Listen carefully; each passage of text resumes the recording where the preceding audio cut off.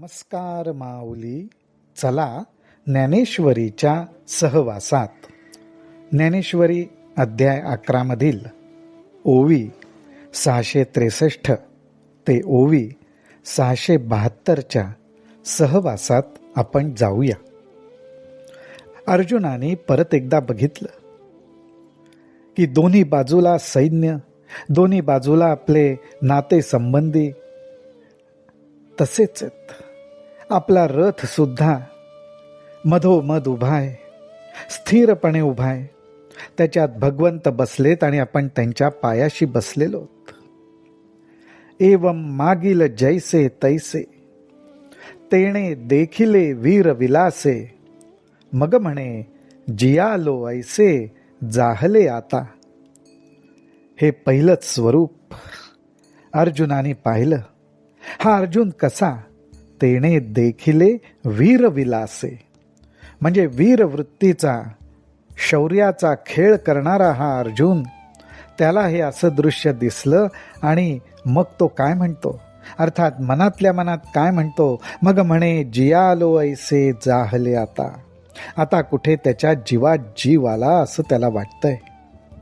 नाहीतर त्याची काय अवस्था झाली होती.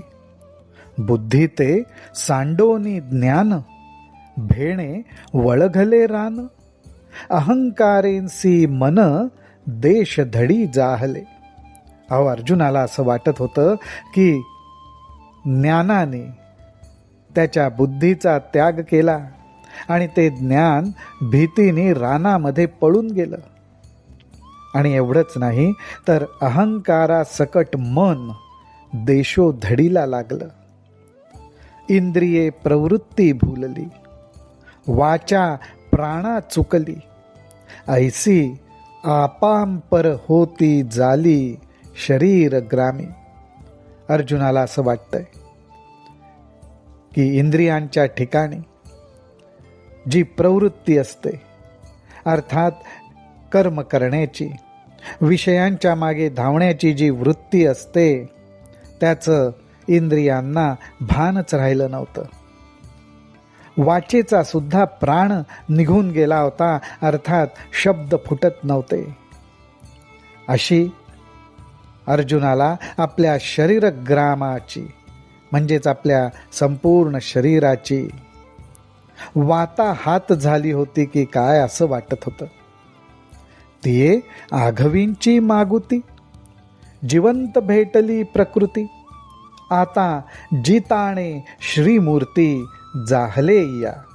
त्याच अर्जुनाला आता असं वाटलं की भगवंताच्या सगुण रूपाचं जे दर्शन झालं, त्यामुळे मी परत एकदा जणू काही जिवंत झालो. माझी इंद्रिय परत एकदा प्रकृतीला भेटली आणि अर्थात भगवंताच्या सगुण रूपामुळेच मी आता वाचलोय. हा भाव अर्जुनाच्या ठिकाणी निर्माण झाला. ऐसे सुख जीवी घेतले, ऐसे सुख जीवी घेतले. मग कृष्णा ते जी म्हणितले, मिया तुमचे रूप देखिले मानुष हे. अशा प्रकारे अर्जुन मनातल्या मनात सुखावला होता आणि त्या सुखानेच तो श्रीकृष्णांना म्हणतो की श्रीकृष्णा, तुमचे हे मनुष्य रूप, सगुण रूप मी पाहिले आणि मला अत्यंत आनंद झालाय, मला अत्यंत सुख झालंय. हे रूप दाखविणे देवराया, की मज अपत्या चुकलिया. बुझावोनी तुवा माया स्तनपान दिधले. भगवंता, तू मला हे जे सगुण रूप दाखवलंस ना, ते सगुण रूप दाखवणं, त्याचं दर्शन होणं मला कसं वाटतंय माहिती आहे का? तर ज्याप्रमाणे एखादं मूल चुकलं, आपल्या आईपासून दुरावलं आणि त्याची परत आईची भेट झाली आणि भेट झाल्याबरोबर आईने त्याला स्तनपान केलं, तसं मला आता वाटतंय. अर्जुनाला असं वाटत होतं की तो विश्वरूपाच्या दर्शनामध्ये चुकला होता, या रूपाला मुकला होता. जी विश्वरूपाचा सागरी, होतो तरंग मवित वावेवरी. तो इये निजमूर्तीच्या तिरी निघालो आता. अर्जुनाला असं वाटत होतं की विश्वरूपाचं जे दर्शन होतं ते जणू काही विश्वरूपाचा तो सागरच होता. त्या सागरात उमटणाऱ्या ज्या लाटा होत्या त्या लाटा जणू काही अर्जुन मोजत बसला होता. त्या विश्वरूपात काय काय दिसले हे बघत बसला होता, परंतु त्याच्यात हरवण्याच्या ऐवजी तो ये निजमूर्तीच्या तिरी निघालो आता. परंतु त्याला असं वाटलं की आता त्याच्यात मी हरवण्याच्या ऐवजी भगवंताचं जे सगुण रूप आहे त्या सगुण रूपी तीराला प्राप्त झालो, मी वाचलो. अर्जुन मनात भाव प्रगट करतोय. तो म्हणतो, ऐके द्वारकापूर सुहाडा, मज सुकतिया जी झाडा, हे भेटी नव्हे बहुडा मेघाचा केला.